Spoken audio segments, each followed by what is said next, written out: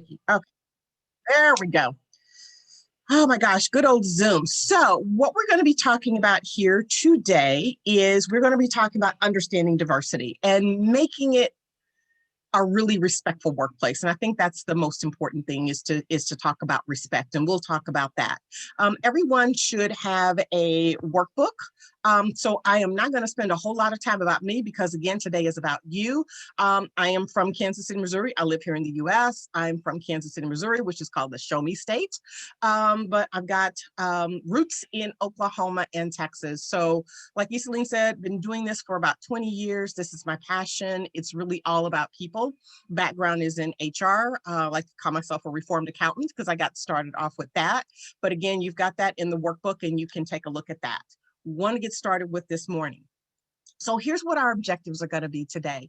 We're going to be talking about defining diversity. I'm kind of a wordsmith. And when we start talking about diversity or really any conversation, you really want to get to a generalized understanding of what a word means. Because, you know, if you think about it, I'm one of those that I don't like to read a book and then watch the movie because then I spend the rest of the movie going, well, that's not how that person should look, or that's not how they should act.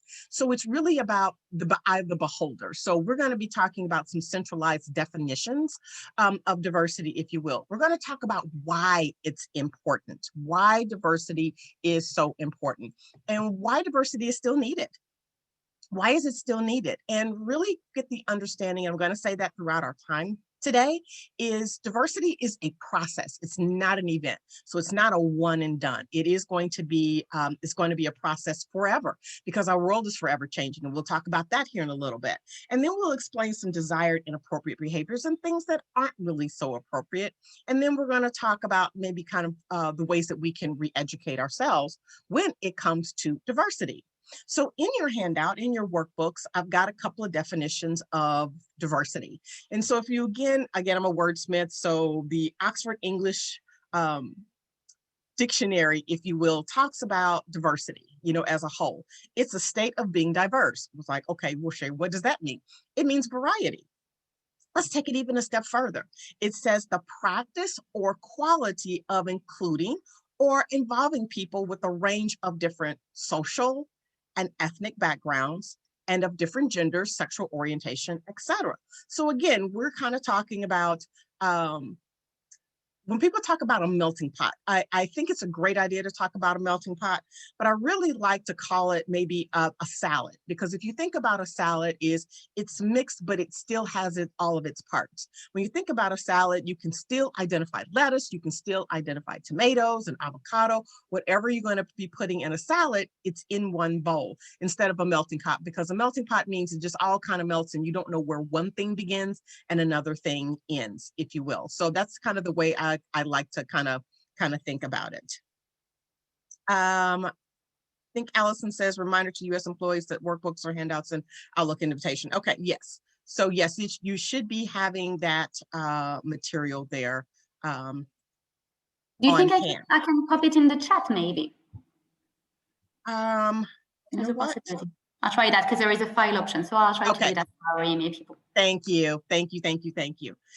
So the definition also to want to introduce to you this morning, afternoon, or evening is diversity is a process. Remember I said with our objectives, it is a process of creating and maintaining an environment that naturally enables all participants to contribute to their full potential in pursuit of organizational objectives without advantaging or disadvantaging one group.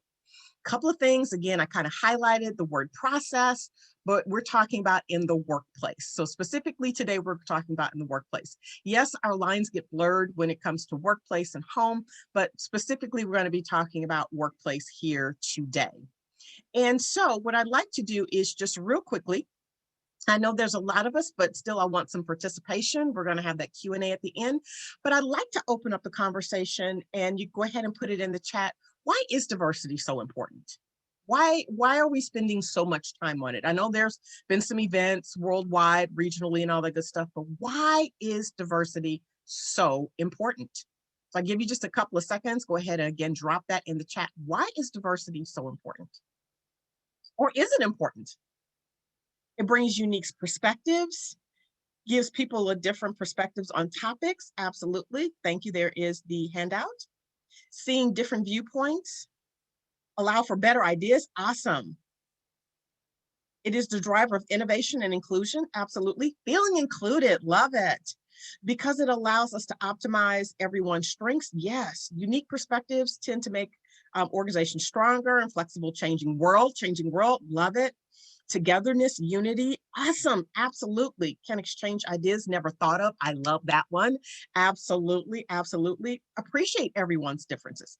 Teamworks helps us understand each other. Gosh, in this world today, with work, work-life balance, a lot of times we spend more time with people that we work with versus sometimes our family members. So yeah, we need to do that. Can deliver value without a diverse without, yes, absolutely. You really can't. So thank you so much for that. So lots of explanation. Everyone deserves to come to work and feel like they belong. Acceptance. I love it, guys. I love it, love it, love it.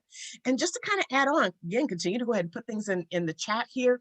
One of the things I want you to think about, and I think some of you guys were saying this as well too, is the changing face of the world. Our world is changing.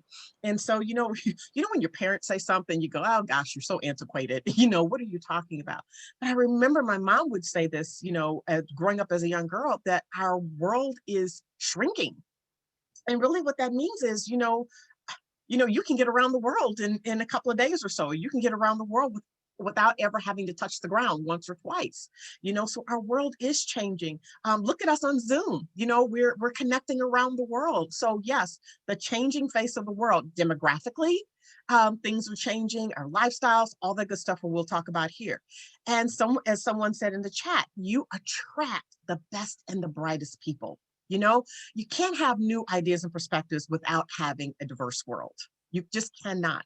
And then diversity is everyone's issue. So many times people will say, oh, it's leadership's world or it's the president's world. When they could talk about president, maybe president of the company or any of those things. And it really is everyone's issue and it really should be important to all of us. And then the other thing is it's more exciting. My gosh, I know sometimes with our comfort zone, and we'll talk about that gosh, we just wish everybody were more like us. Well, it would make it pretty boring because guess what? Everything is predictable. Our knowledge base would be a lot more narrow because if everyone were like us, then our knowledge base would only be as large as who we are. Someone says the diversity is the tapestry, so much beauty, new things to learn from each other. Absolutely. Absolutely. I travel around the country on a regular basis before COVID and would travel internationally. And I'm a foodie. So if nothing else, I would find, great places to eat, and when I would go to New York, I'm like, okay, the diners. And if I go to Italy, I'm a pasta lover and all of those good things and fresh fruits and vegetables. So yes, it just makes our culture. So here's what I'd like to do. I want us to take a poll here just real quick, because as we start talking about diversity, and I want to launch this poll. And so what it asks is race and color are the same thing, because we're going to be talking about really what diversity means. So is that true or false? Oh, you guys are coming in so quick and participating, and I absolutely love it.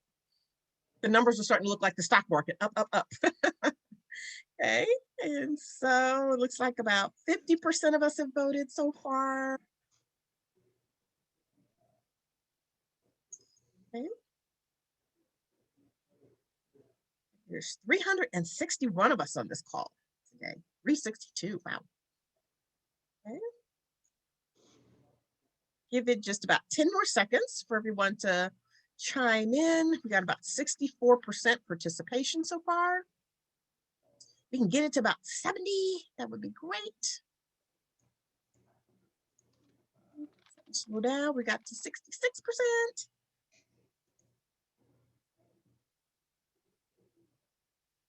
And see, with my fast fingers, there was a little bit of a typo there. So it's true or false. That really means true. Sorry about that. Got 69% of you. Okay, I'm going to go ahead and end the poll here. So it really looks like it's kind of a no-brainer. We got to 70%.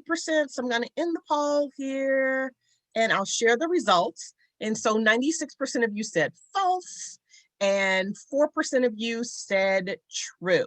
You said true. So it really is false. And we're going to talk about that. And sometimes we use it kind of in an intermingled way, and we'll kind of show you the difference there. And so we're going to talk about a culture story. And when we think about a culture story, a story comes with characters, scenes, a little bit of ingredients, if you will. And so we're going to kind of take a look at that when we think about diversity.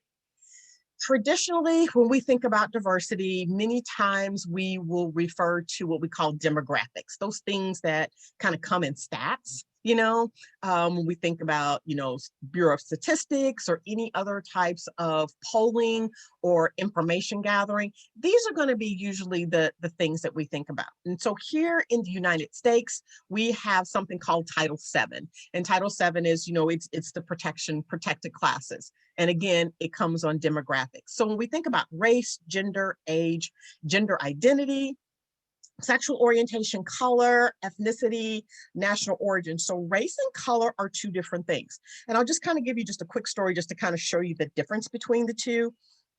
I have a cousin who was born in Thailand, in South Thai.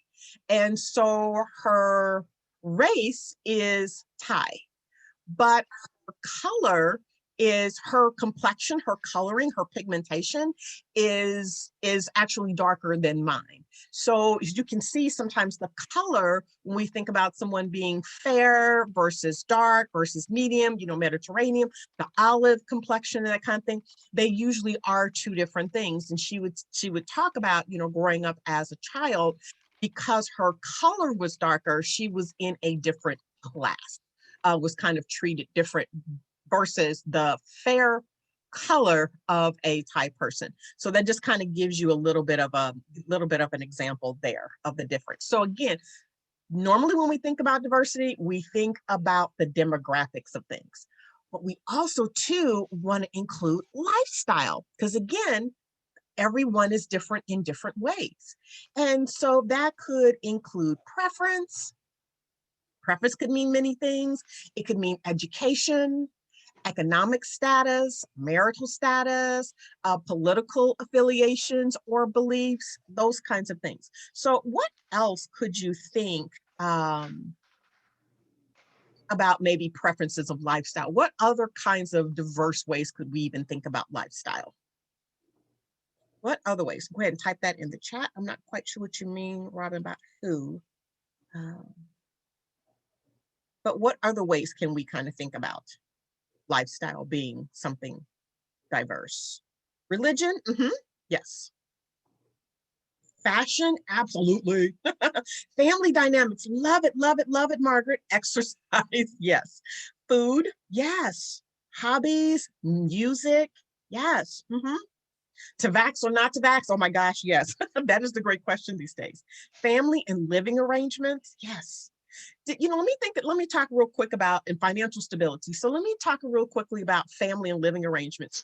Did we realize the diversity when our world shut down? We just didn't realize, family and living arrangements. I was blessed enough to be in a house with a front yard and a backyard and plenty of bedrooms and bathrooms and all that good stuff.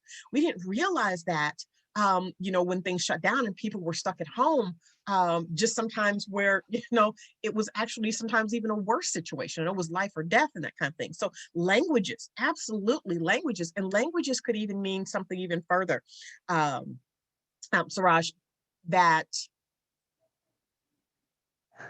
even in America or even in other countries where sometimes the dialect is even different, different parishes and that kind of thing. So absolutely, absolutely. So thank you for that.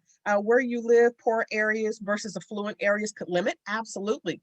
We had that situation. I live in Texas, but even in the United States, we didn't realize that, we talk about food deserts in places, that we had internet deserts. So while children were trying to learn at home, there are lots of areas that just didn't have internet capabilities. Schools, absolutely. Absolutely. Thank you, guys. So we want to even take it even further with culture. And what I mean by culture is the interpersonal and organizational characteristics. So again, traditionally, when we think about diversity, we think about age, sex, race, religion, color, those kinds of things. But think about generational. And a lot of people don't think about that, but we actually have 5, and we're about to embark upon the 6th generation, 6 generations in the same workplace. So you're talking about 6 different languages, work style. We talked about lifestyle, languages, work values, all of that good stuff. Communication style. You know, I'm certified to be a DISC facilitator and coach. And we think about different communication styles. You know, obviously, as a trainer, I'm wordy. You know, you have people who don't say very much. You know, we just have those different types of communication styles. Someone says, my 16-year-old Gen Z just started working. Yes, yes. Is a generation every 10 years? That is a good question. Traditionally, it used to be 15 to 20 years. As we are starting to have children earlier, now our generations are really starting to shrink again, and it's more like 10 years. So that is such an awesome question. So again, if you go back and you look at statistically, your traditionalist, which is the oldest generation that's in the workplace, it was about 16 to 17 years. Kind of the same thing with your baby boomers. So yes, the generations are starting to shrink. Awesome question. Work style. You know, I'm one of those, my work style sometimes is often like how I read. Right now, I've got, looking at my new stash, I call books my drug of choice. It's kind of my addiction. I usually read about 4 to 5 books at the same time because my mood is different. I will complete, you know, people like, how do you read so many books, you know, in a year? Well, I read a little bit here, a little bit there, instead of one book at a time. Same thing with work styles. Some people want to do one project and they want to see it all the way through. Other people like to multitask, you know, functions and values and all that good stuff. So awesome. Great questions and great points. So I want to talk about cultural competence. And we think about competence is just the ability to take a look at diversity. Again, where it has to do with culture and ethnicity and nations, beliefs, and all of those things. And so again, I'm kind of a wordsmith, and so I'm going to talk about what cultural competence here is in just a second. It says 20 to 25 years for us older fogies. As the world shrinks, so does the number of years considered in duration. Yes, absolutely. Absolutely. So my business coach she just had her 45th birthday, and she is a grandmother, and I just love her granddaughter. I get to go see her in a couple of weeks. Ava is just turned 3. So again, when you're thinking about grandparents being 40, sometimes less. So yes, the number of years are shrinking. And so when we think about that, sometimes too, there is more of a blurred line with the differences in generations, if you will. It used to be, you know, when you think about 20 years, there was a bigger line of distinction of, you know, values and work and language and all of those different things. So again, think about 6 generations in the same workplace. So we've got to be able to switch gears, if you will. So when we think about becoming culturally competent, being culturally competent, again, we're specifically talking about culture and diversity, is not being color or culturally blind. And we're going to talk about colorblind here in just a second. It's denying identities. When we think about denying identities, is not racial or cultural progress, but rather it harkens them back to sometimes the racist or bias when we think about bias history. And so it's going to kind of do this out of sequence as this comes up here. So when we think about people being colorblind, so if someone were to say to me, hey, Sherry, kind of goes into the denial of the culture blind. Hey, Sherry, and I get this a lot, you know, as an African-American woman, I don't see your color. When I see you, I don't see your color. So really what that's saying to me is you don't see my color. If you don't see my color, you don't see me. Really what we think about colorblind as we get into this circle, the phases of diversity competence, it really should be, I see your color, but it doesn't make a difference in a negative way, if that makes sense. So when we think about the phases of becoming diversity competence here, we kind of have that again, denial. When I see you, I don't see color. Then we kind of say, okay, well, I see color, or I see race, or I see age. So getting back into that denial. Again, I just use color as an example. Again, it could be religion, it could be sexual preferences, sexual identity, it could be age. Any of those things that make us different is saying, I'm blind to that. Then we kind of get into, okay, well, I see your age. I see your sex. I see your lifestyle preference. I see your religion. And then it becomes a us versus them. When we start thinking about us versus them, and I even want to take it even further with the us versus them. Let's think about organizationally. Again, when we think about diversity, I'm just going to come up with an example here. HR versus technology services, or budgeting versus sales and marketing. Kind of the us them. When we think about budgeting or we think about meetings and that kind of thing, it's an us or them. So it's kind of a defense. It's natural, not judging anyone, but these are natural phases. Then we get into maybe minimizing. So, okay, I'm not going to deny age, race, sex, that kind of thing. It is kind of you versus us situation, whatever that situation may be. Then it comes in, okay, yes, we're different, but we're more importantly the same. If I, as an African-American woman in HR, are talking to a Lithuanian man who is in technology services, well, we do have some similarities, but we don't want to minimize our differences because, again, we talked about our differences are something that needs to be celebrated. So we go from minimizing to, okay, we'll accept. We'll accept. That can be, it can be gaslighting. It can be, if it gets to the extreme and it becomes persistent, it can be. And so that's the reason why we're having that conversation, so that it doesn't get that way. It says colorblind as denial is an excellent way to describe it. Yes, it is. It is. And it's the old-fashioned way of talking about diversity. But again, we're gonna get into that cycle of really becoming diverse competence there. So we get into, we're different. Yeah, we're different. Okay. But I don't need to adjust my behavior. And that comes into people maybe kind of minimizing, kind of blurred line there, minimizing of, oh, well, you know me, that's just the way I am. Because that's really kind of the lazy person's way of doing stuff, because then we don't have to stretch ourselves. We don't have to learn. We don't have to change in that situation there. Then we get into adaptation. And adaptation says, I will change my behavior to accommodate the differences.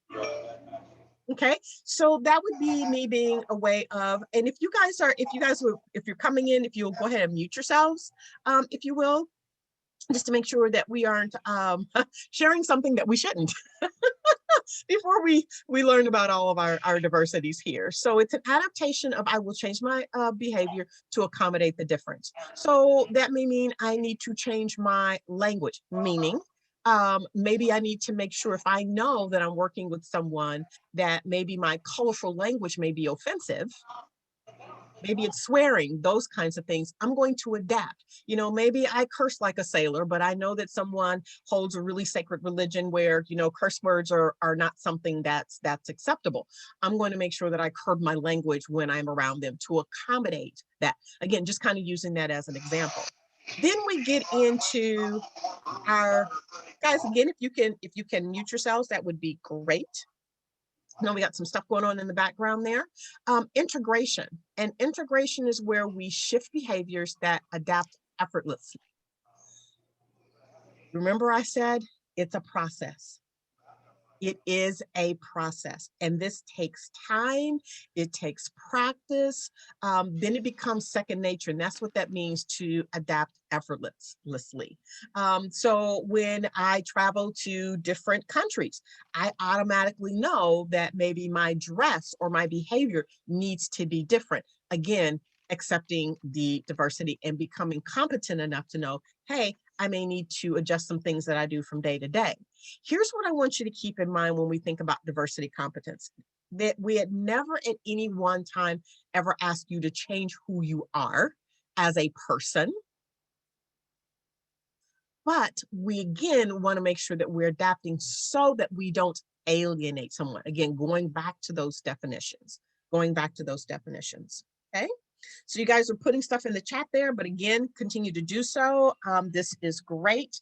Colorblind is denial is the next way to describe it. I think I've read that one before. Yes, a new way of being racist. And so sometimes it's not even, and there can be, and we're going to talk about differences here. Sometimes someone can be a racist. Maybe sometimes they're just biased. And there's a little bit of a difference between that.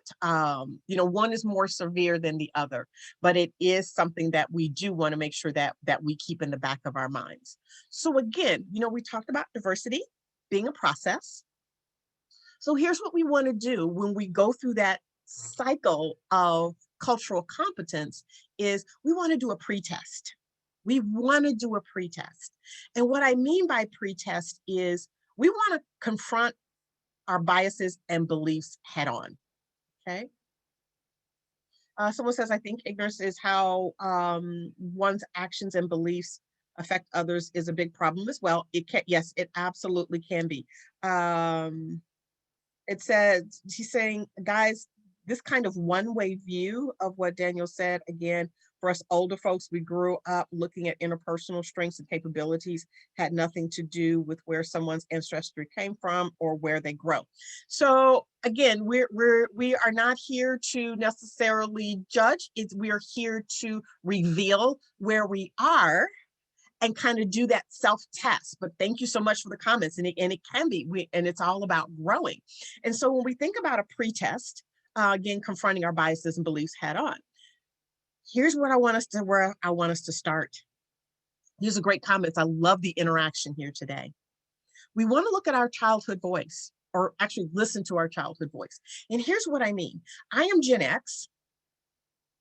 But again, we talked about generations being, a little bigger, but my parents had me late in life. There are four of us. My mom gave birth to four. She raised five. When her sister passed away, she brought my cousin to come in and live with us and raised him from junior high school on. And so he's the same age as my older siblings. I'm saying this to say there is 17 and a half years between the youngest and the oldest. So my parents basically had two sets of kids. So me being Gen X, so my parents were well over 40 when they had me. So they were considered what we consider traditionalists. So when we think about our childhood voice, I'm explaining this for a reason.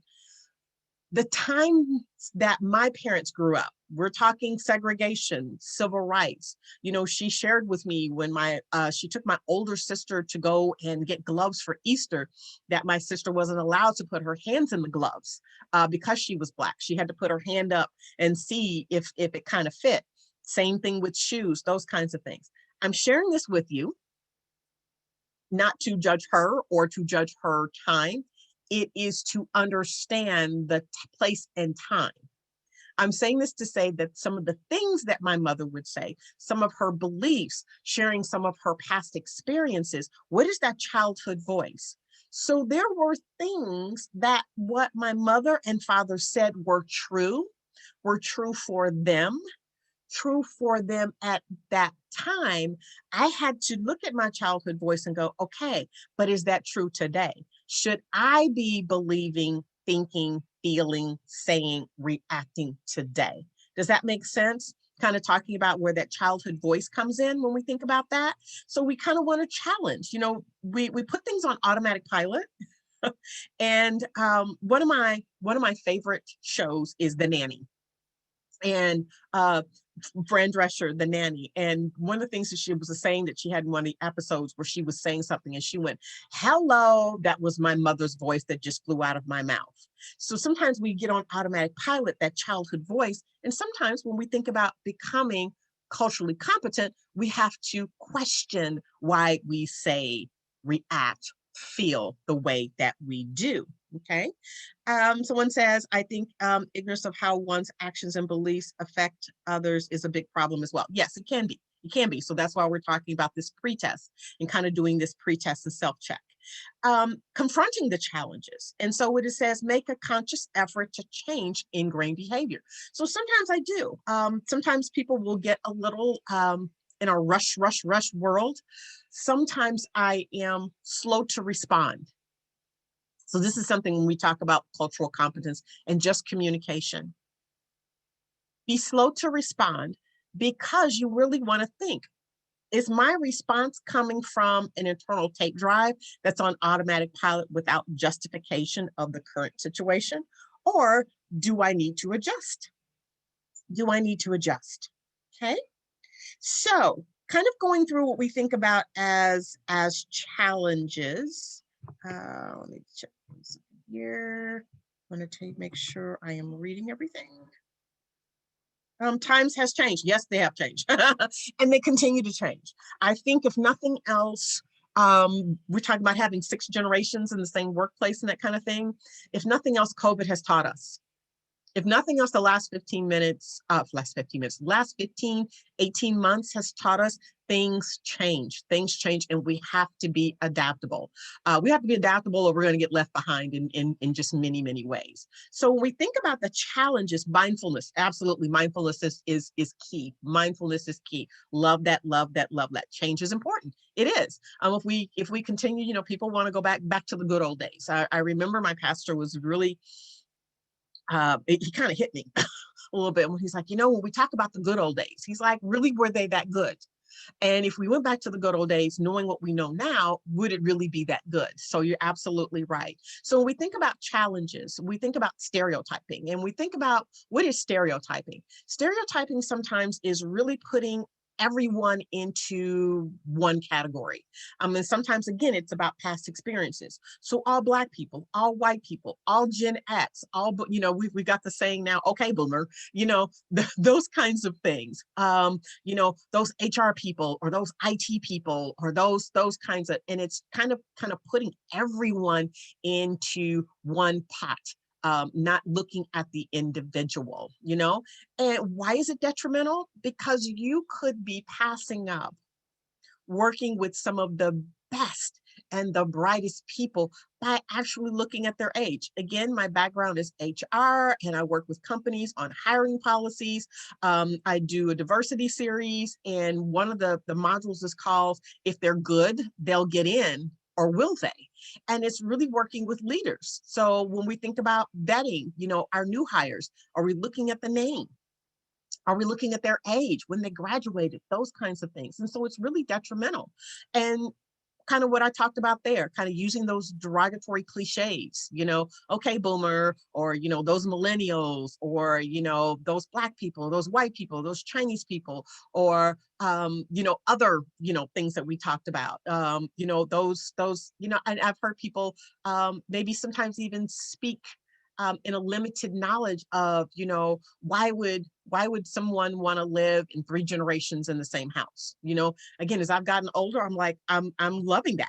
I'm loving that. My dream is to, find maybe about 40 acres somewhere and my family create a compound. We all have our houses, but to have that under one roof. So just kind of using that as an example.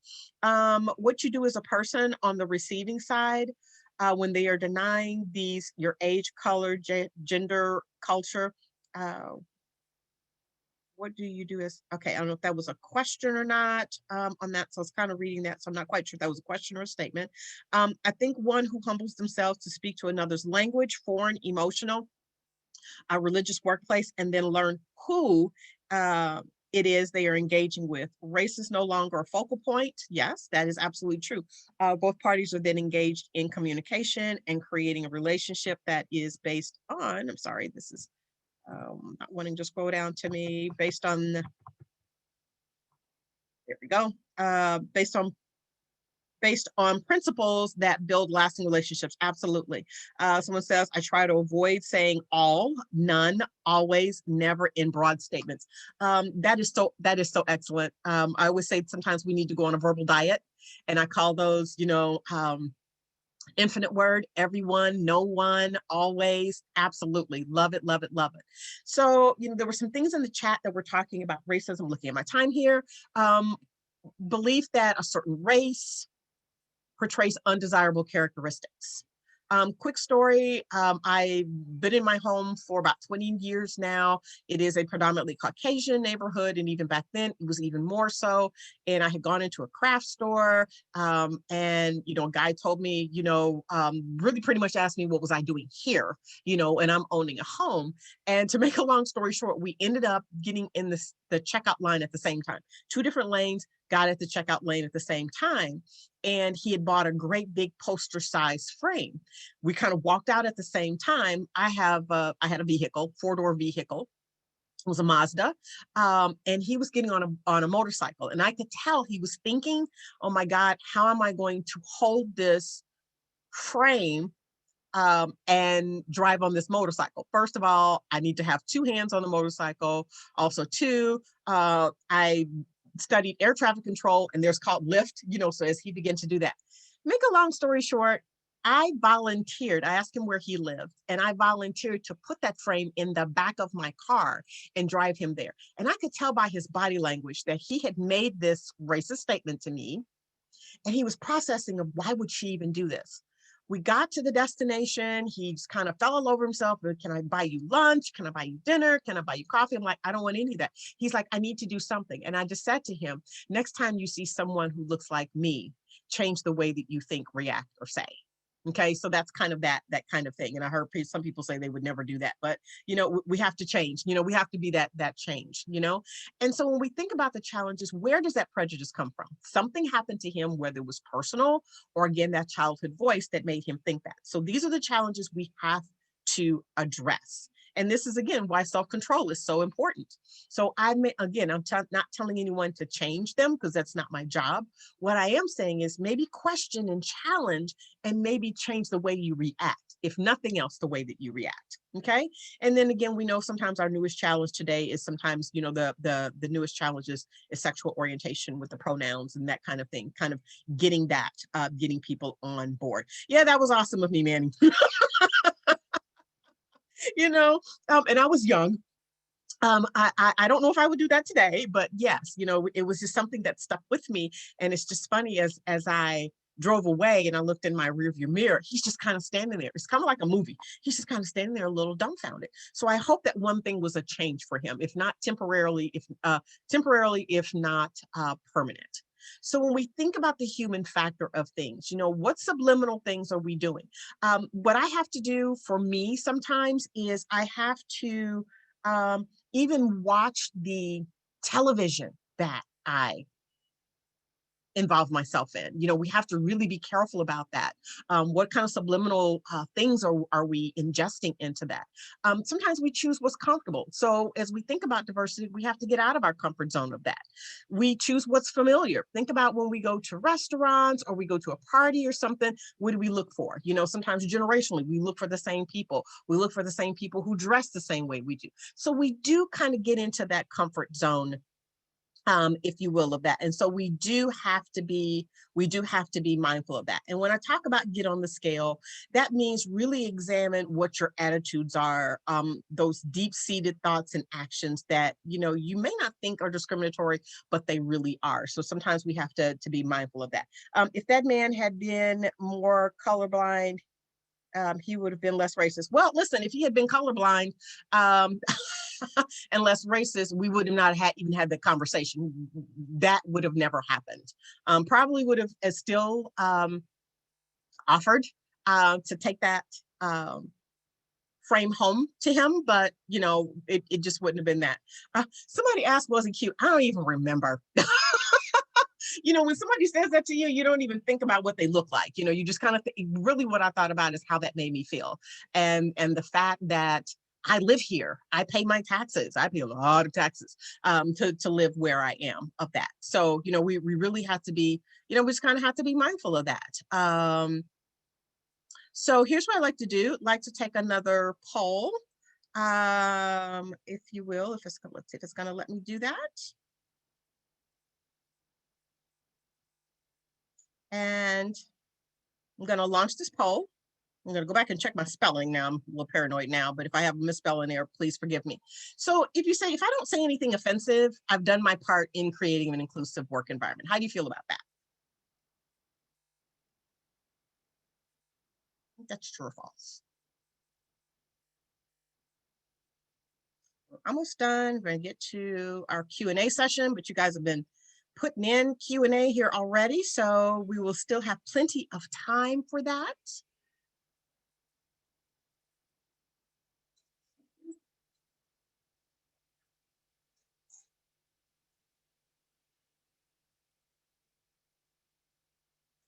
Okay. A few more seconds, give about 10 more seconds. If I don't see anything offensive, I've done my part in creating an inclusive work environment.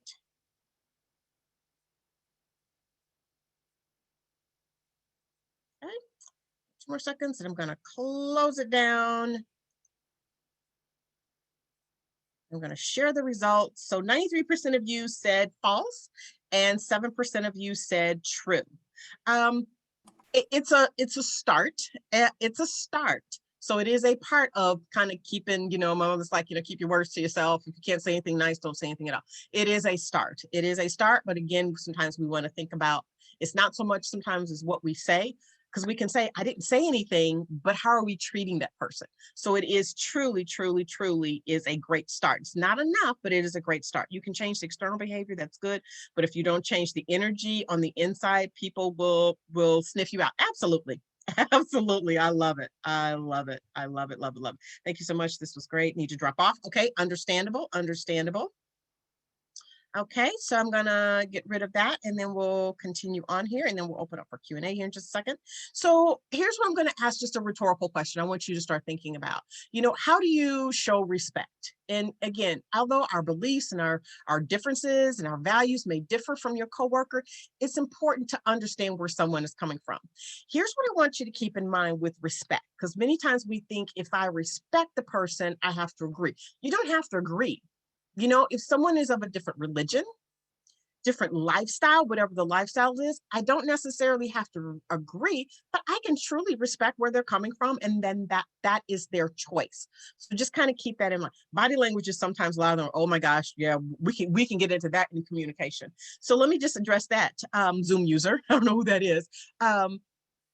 Only 7%, depending on your study, anywhere between only 5 to 7% of what you receive in communication is through words. Body language, tone, eye contact, all of those things is how we do that. So I may say welcome, but if my face is scowled, if my arms are folded, if my voice is low when I say welcome, you are not going to receive that feeling. So yes, thank you so much for that.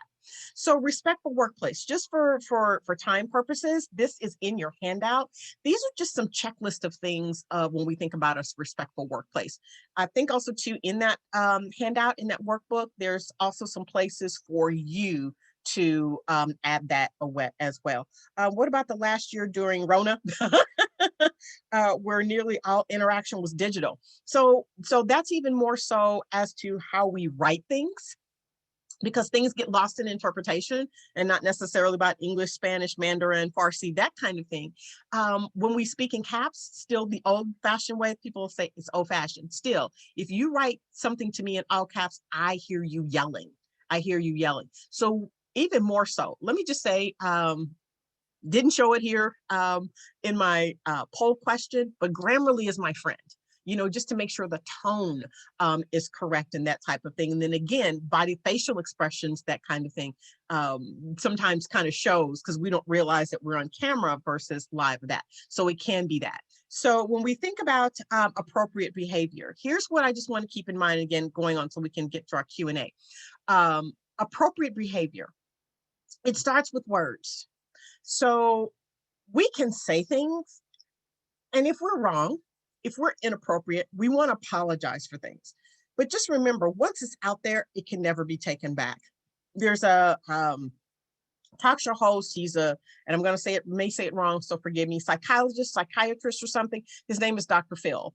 And he always says, it takes 1,000 attaboys or attagirls to cancel one bad thing that you say. Okay. So just kind of keep that in mind, because many times people say, well, I said I was sorry. Why are you still hung up on that? It's still out there. It still kind of stings. Here also too, when we think about what's not respectful, we don't harass people. And that's making somebody feel bad, hostility, things that we say, do, body language, icing someone out. What I mean by icing someone out is ignoring them, not even acknowledging them, not responding to them, not being respectful of them because of their race, gender, all of those things that we talked about here as well too. Passive aggressive tone. Oh my God, that is my Achilles heel, passive aggressive. Tone and actions of, well, what's the matter? What's wrong? Nothing's the matter. I said nothing's the matter. my body language, none of that matched in that. This is just a graphic I want you to keep in mind when we think about an inclusive workplace. Many times we use the analogy of puzzle pieces. I used to use the puzzle pieces. Then people said, well, why is this particular aspect of diversity in the corner and this one is center? Here's what I did. I said, let's think about a round table.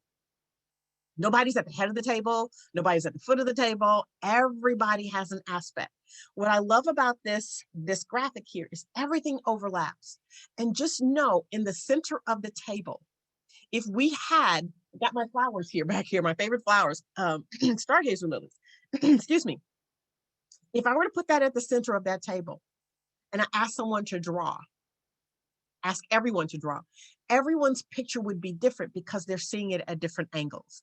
And that's what I want you to think about with diversity. We're all coming to the table with different life experiences, different views, different conditions. When we think about age, some of us have been in the world longer than others. Just keep in mind that we're all different and we're going to see things of that.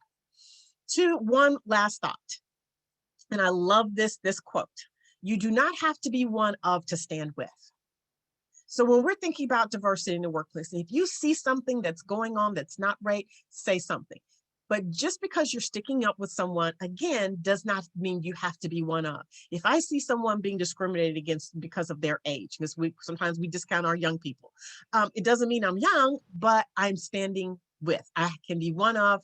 So again, you don't have to be one of to stand with. Other point I want to keep in mind, this is one of my favorite quotes from one of my favorite people of all time. She says, I've learned that people will forget what you said. People will forget what you did. But people will never forget how you make them feel. So when we're talking about respect, inclusivity, all of those things, please keep that in mind. Now, we're going to open up for Q&A, but if you've got additional questions after today, maybe something a little bit more sensitive, maybe, it's something that pertains to company policies, that kind of thing, please make sure that you contact HR or your leader within your department and within your organization. Okay, so what I'm going to do is I'm going to stop sharing and I'm going to look at the Brady Bunch picture here, and I want to open it up for Q&A. Again, no dumb questions. What questions do you have for me?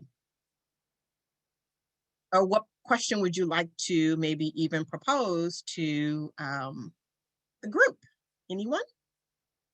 Again, no dumb questions. So you can put it in the chat. Iseline, is there anything in the Q&A section? It doesn't look like anybody did anything in there. Okay, so if you want to take yourselves off camera, take yourselves off mute, type it in the chat. What questions do you have? Again, no dumb questions. Anyone? Any questions on definitions? Any questions on some of the slides that I have? Any questions? While you're thinking and typing and chatting, because I just know somebody's got a question. And again, you can, if you don't want everyone to know, go ahead when you type it in. Instead of it be to everyone, you can just type it to me again. And then I'll read it off and I will not read hands. I will not read names. Okay. Thank you, Crystal, for saying it's a great session. What questions do you have or comments? Is there a comment that you would like everyone to know? Again, we're going to be kind. Any questions? Any comments? Or yes, but Sherry. I always say any questions, concerns, comments, or yes, but Sherry. Okay, someone wrote to me throughout the Black Lives Matter protests last year. Oh, wow. Okay, now they're coming in. Okay. Hold a second here. Let me see if I can get this to, give me a second here. I can get it to go back up. Oh, sorry. Okay, so throughout the Black Lives Matter last year, the question continues to come, what can I do to make this better? How do you fix if you're not one of them? That's a loaded question, and that's a great question. Here's what I'm going to say, because I will always say I'm the first, I am not the representative to all Black people. And I don't mean that in a condescending way, but here's why I'm prefacing this. ask someone what they can do, because what I may need in assistance may be something totally different than another coworker. Sometimes people just need you to listen. Sometimes they may need you to say, you know what, you're in my department. Do you remember when Sally or John or someone said something and it really wasn't right? Can you say something next time? Because it will carry a lot more weight when it comes from you than just maybe coming from me. So you want to ask the person specifically what they needed.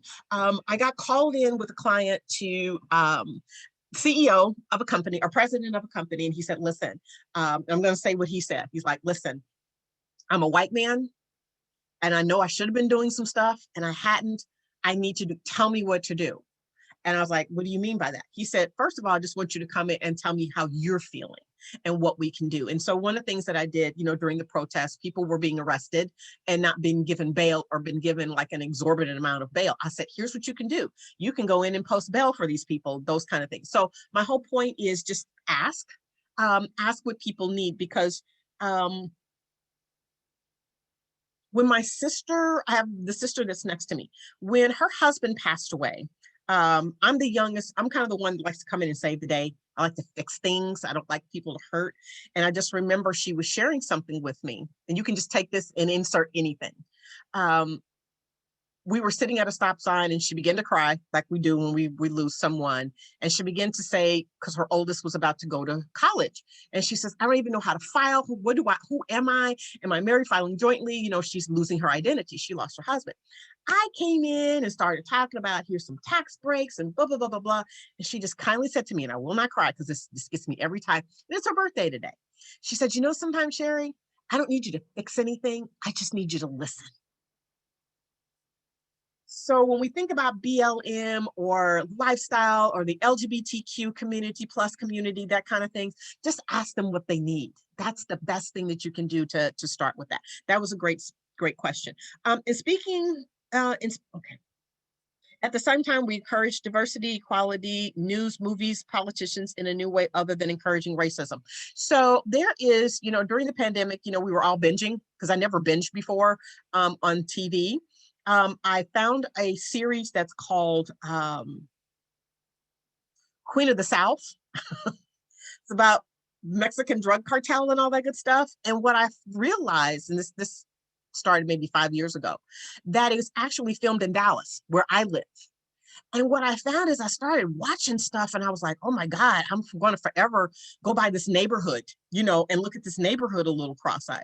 And so what I really realized myself was that I needed to stop watching that, because what I found is it caused me to look at certain things in a way that I knew was not right. So yes, we do have to put ourselves on a verbal diet, especially when you're given to the point where we should be aware of color. Okay. Need to drop off as a fellow Kansas Citian. Oh, Olathe, Kansas City, Missouri. Yes. Cindy Love to the hometown. Thank you so much for that. Thank you so much for that. What are my thoughts about growing phenomenon on reverse racism or the opposition of the new cancel culture? Is there such a thing as reverse racism? Many of majority groups have begun to use them as a political mentality of racism of political. I think when we start talking about reverse racism, there is no reverse racism. There's racism. And I think when we begin to when we say the word reverse racism means when someone says, we were the majority. Well, majority in whose eyes? So I just think, and I'm not invalidating your feelings, I just think if we begin to say there is racism, maybe there's racial racism, maybe there's sex racism, that kind of thing. There is just racism. How do I feel about cancel culture? I'm looking at that on a case-by-case basis. There are some things, it's kind of, I'm going to say, this is just a saying that it's a cardinal sin. There's some things, remember Monopoly, there, do not pass go, do not collect $200, go directly to jail. There's just some stuff you just don't. But I think canceling someone on something that they maybe did 10 or 15 years ago, maybe said something that was maybe kind of off color, that kind of thing. I think we need to look at where somebody started, because it is. We talk about that internal tape drive, but then look at what the progression is. I think I kind of liked being Gen X and kind of growing up in a time where not everything was recorded. Because people like to go in. I'm going to use Chrissy Teigen, which is a model. She's married to John Legend. I mean, they went back and just dug some stuff up. And I'm like, oh my God, why now? Why are you doing that now? So I don't like cancel culture if you're trying to really just go after someone just to hurt them, not to hold them accountable, but to just try and use that against them to do harm. So I do kind of think that that's kind of a bad thing. A bad thing there. Just privately, I may have misunderstood you, but statistically, female age first childbirth is now over the age of 28, up to 21 in 1970. So the average grandparents. So listen, when it comes to generations, again, you're going to show. Here's what I love about when we talk about cancel culture. You can always find cancel culture, bias.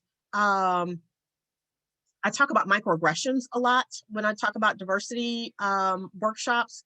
And sometimes when we think about micro validation, and really what that means is I have an assumption or I have a way of thinking, and I'm going to go and research something that will affirm what I'm thinking. And so when we think about generations, sometimes it just depends on who you are. Yes, the average person, we think about the average person may have children later, but that's based on who statistics are we doing that. So I work with the Census Bureau quite a bit. And so it's kind of who we interview versus what's really happening. So sometimes if you look at the births in the hospitals, sometimes maybe a little controversial or a little different than what people are saying. My whole point is, when we think about different generations, so, we think about Gen X. If you're on the tail end of Gen X versus the beginning end of Gen X, different value systems, because again, we're talking 15 to 20 years. So it's not an exact science.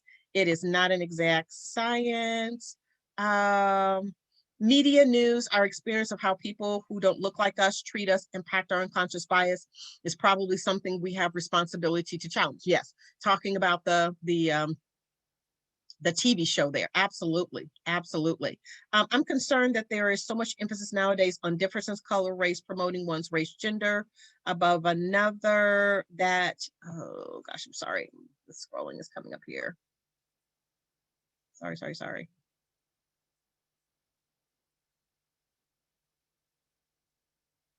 Differences promoting one's race and gender. I feel we're becoming more racist than we were 10 years ago. It seems that people are looking for offense. For example, if I don't say hi to an obviously gay person, it's viewed as that. So here is what I say. If you are looking to be offended, you will find it. So there are going to be people who are looking to be offended so that they can react. Sometimes, again, this is kind of that validation.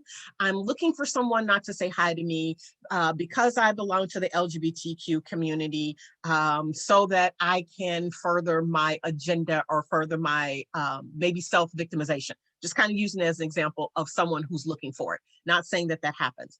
Listen, when I am so in thought, you can walk by me and I will not see you because I'm in thought. And so I have a thinking face, we call that the rest face. And so sometimes people are, well, you're angry at me or you're mad at me. And I'm like, I didn't even see you. I chew on the inside of my mouth. I have frowns. So here's what I want us to do. Open up a conversation. Ask someone, why are they offended? And then invalidate it if it's not true. It starts with conversations. Usually, what the old saying of when we assume, what it makes out of you and me. So one of the things that we want to do when we think about diversity, creating an inclusive work environment, is to stop assuming and ask questions. So last thing I want to do, because we're running over time here, and I've got another session coming up later on today. So if you guys want to jump back on that and ask some more questions, please feel free to do that.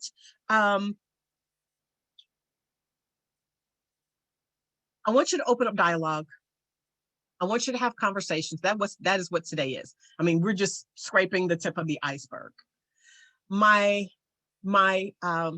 charge to you, my assignment to you is check your motive before you ask questions.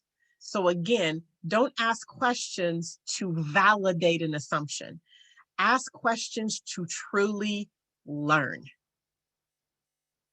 Because I have people asking me things because and I can tell that they're picking, because they're trying to pick to get an answer or a response out of me to validate some type of assumption. And so be okay with asking questions, and then be okay with the person on the receiving end asking you, why do you ask that question? So know when you open up the dialogue, people have a right to ask you, why are you asking that question? Because oftentimes we're talking about the passive aggressive. We don't want to ask questions to hold something against somebody in the future, if that makes sense. Okay. So Isaline, please take me on out because I can talk all day. And I want to be respectful of everyone's time and attention today.